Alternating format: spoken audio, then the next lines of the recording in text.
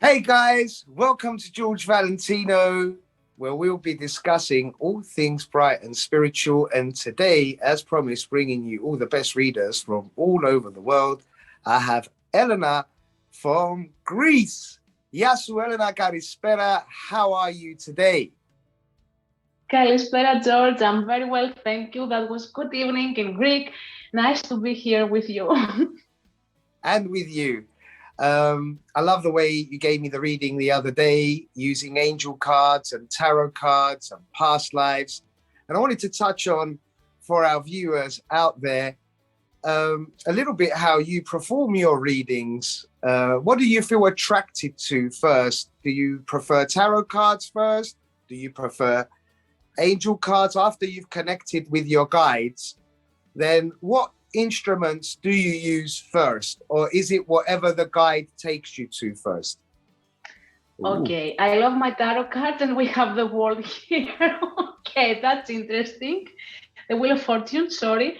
I love doing shuffling cards as I'm connecting with the energy, and they usually give me jumpers or they give me something that attracts my attention. They explain more how is this card coming up now? What is it? Does it mean for the sitter? And how it is connected with the overall energy. So yeah, I love my tarot cards first because they give me more insights. I'm more connected with them. It was a bit challenging for me at the beginning, but then my guides helped me see more than what I used to see from the tarot cards. And yeah, I love them. I have plenty of them in my collection, looking at them right there. And yeah, this is how I usually do the reading, starting with my guides, connecting with my cards, inviting in the energy from the sitter, and getting to see how this energy works for the past, present, and future.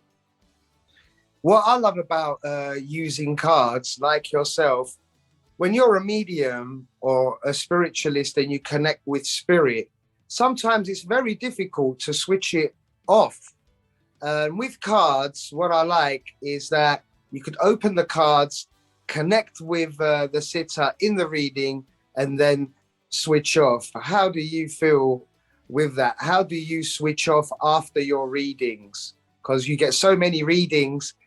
Personally, I do my meditation and stuff, like the ones you recommended. So how do you switch off yourself after you've done your readings? What do you recommend? That was a challenging one for me, especially when I was opening up in all these energies at once. So I have worked really hard on grounding myself, visualizing my roots, connecting with the center of the earth again.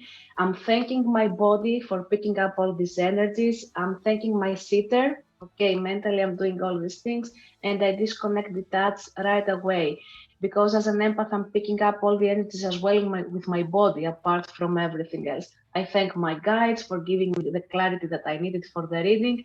I thank the reader, the sitter that came to me, and I detach mentally mostly. Sometimes when the reading lasts for much longer, I do also breath work. I like to breathe in fresh oxygen, ether, okay, with deep breaths. That helps me detach from everything and reground again here in the now. That's the key for everything. Here, the present, the now. I absolutely love that. And that's a lot to do with gratitude. And when people say to me, "Hey, George, how are you?" I've got this habit now of saying, "Hey, I'm very grateful."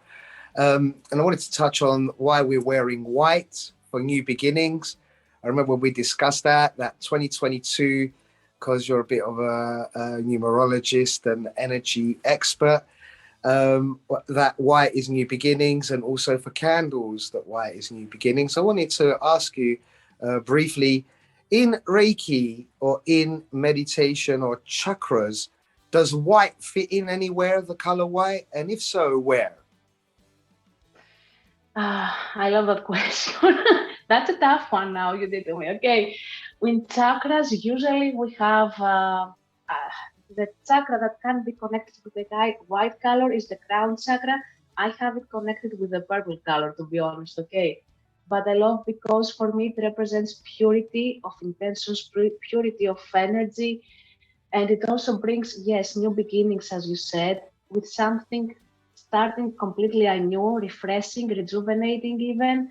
And it's like a huge, beautiful energy in the heart chakra. That's how I feel it, if you ask me. Although the heart chakra is pink and green with colors, but I feel it here with me, okay? So yeah.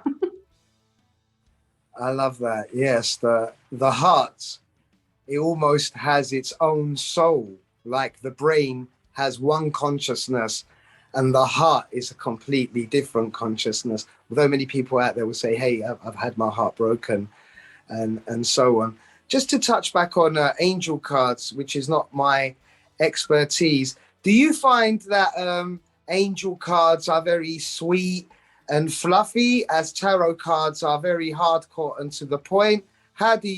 What's the difference, if I had to say to you, between angel cards and tarot cards?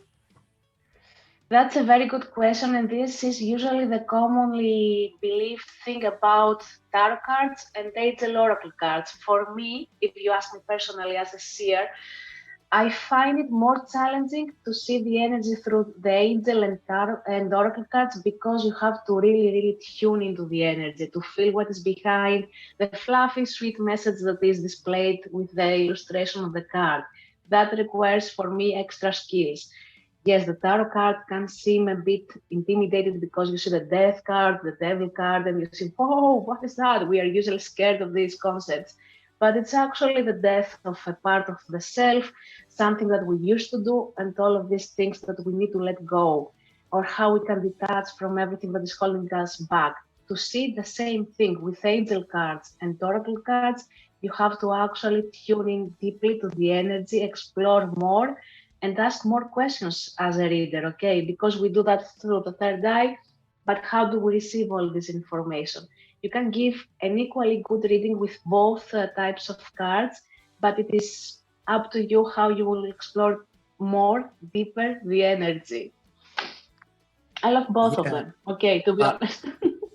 I absolutely love that. And what I loved about my own personal reading, because unless somebody has a personal reading, like with people, if they've had readings with me, they say, oh, you've got to try it for yourself. And I tried the reading with you. And I loved how you touched on my very far past in my childhood, which no other reader has really touched on, things and challenges as a child, being a reader, being a spiritual person.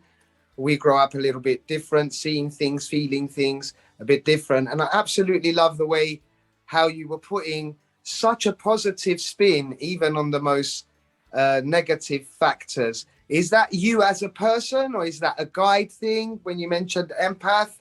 What is that? It is me as a person because of my own personal experiences, and because I can understand that even the negative situation that happens to us, it actually happens for us to learn something, to get to know ourselves even more, to stand our ground, to be ourselves without any shame, any guilt, or no matter what others say. It's like connecting more with what is true for us, okay? Yeah, I see the greater perspective of things. Even for the negative thing, I can create something beautiful out of it.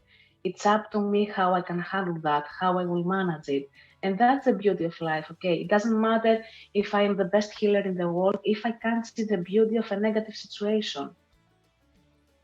Yeah, I absolutely agree. I often say success is many failures perfected.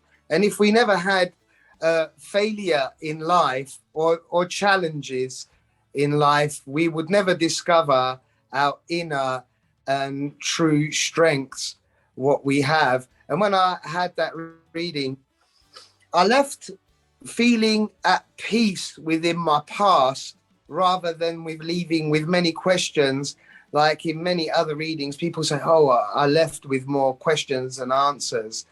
And is that something with you connect with your guide and as well? How does it work with your guide and the clarity of the positiveness? Is that involving guide work, or is it your expertise in energy and reiki and chakras, or is it all of it? What is it in one ball of wax to you? It is all of it, because my guides help me see what I can't see directly through the psychic connection. They give me more insights, or they tell me, this is what actually happened. Okay, how can I help with this thing now? This piece of information. They show me how I can help. So it's a bit of psychic work, psychic energy, spirit guides. I have a huge team. Each one is stepping forward for a different person or the different kind of energy I'm connecting with, and they show me the true image of what is happening. But it is also part of my energies, because bringing peace in someone's heart, bringing clarity in their mind, and bringing purpose from what they've been through or what to expect from now on is what I love doing for myself. Okay, and if I didn't have that energy at all, I wouldn't have even these guides. I would have other guides, if that makes sense. Absolutely. Elena, I so love your energy, and I'm so excited to have you on board our team and to film with you again with a color that we'll be discussing and future elements. And thank you so much for your time, energy, and insight today. And I can't wait for our next episode together. Να σε καλά και καλή νύχτα σας. Ευχαριστώ, καλή συνέχεια. Thank you. God bless. Bye. You too. Bye.